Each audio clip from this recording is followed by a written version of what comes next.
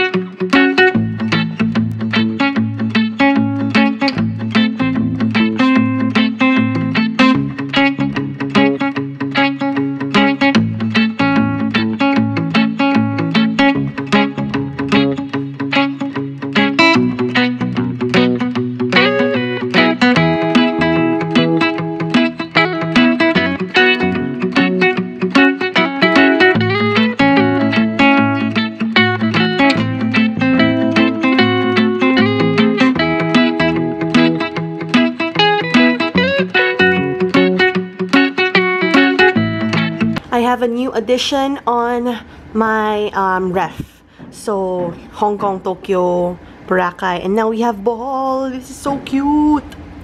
It's a tarsier, pero ironically, I didn't see any tarsiers when we were there kasi hindi kami pumunta sa sa mga places na may tarsier. But it's so cute. And then may tail pa siya. Tapos bumili rin ako ng something na parang ganito rin. Tarsier din siya, medyo maliit lang. Love it. I also got a tarsier keychain. So normally I would like buy keychains and magnets lang. And then we also got some ube kalamay for the family and Mark's family. And then I remembered sa Indang pala, bongga na ang kalamay doon. So no need for this. Although okay naman, I tried the normal one. It's okay. I deflated the beach ball from Nivea. And then I cannot wait to try this one out. It's the bamboo speaker. Love it. I got a package from Maybelline yesterday, guys, and please stay tuned kasi I have like a lot of monthly giveaways with Maybelline, so definitely stay tuned for that. And then also more frequent videos using Maybelline products. So yeah, I spot Anne. Si Anne yung nasa number 3. Ano to, parang challenge your readers to do the face off in a simple and fun social media Instagram activity. Pero yun, si Anne. Hi, Anne!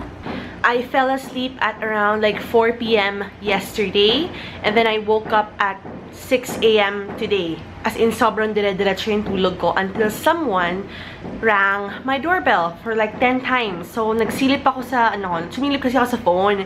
It said 5:49. Sabi ko, 5:49 a.m., bakit may magdo-doorbell? So, medyo freaky, diba? So, then I peeked through my peephole and then I saw a guy. Sabi ko, ginagawa na itong lalaking to. So, I just stared at him sa peephole. Doorbell, doorbell, doorbell. Ingay niya.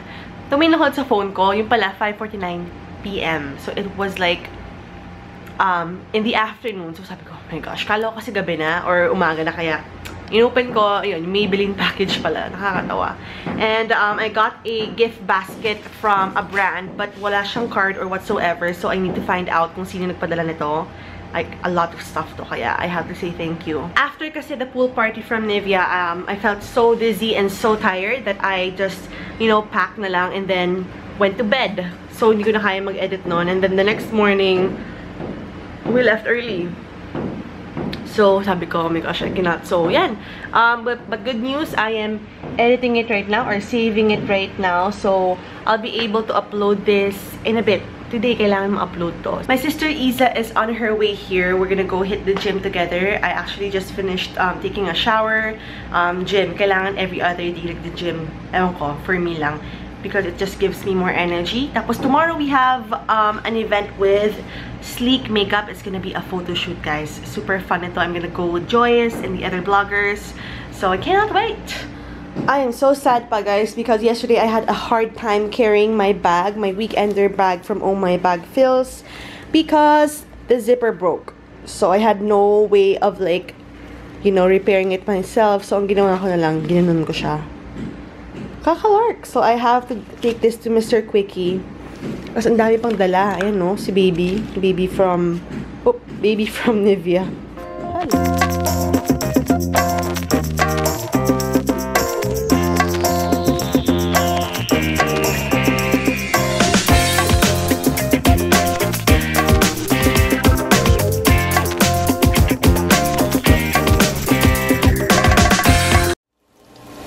Cooking potato wedges for my sister. We have onions and then meron tayong potatoes. Fry lang ulit. Nami. Anyway, gym session was okay. Medyo napagod lang ako. Pero same stuff. Rowing, stairs, elliptical, yung parang skiing, tapos yung treadmill.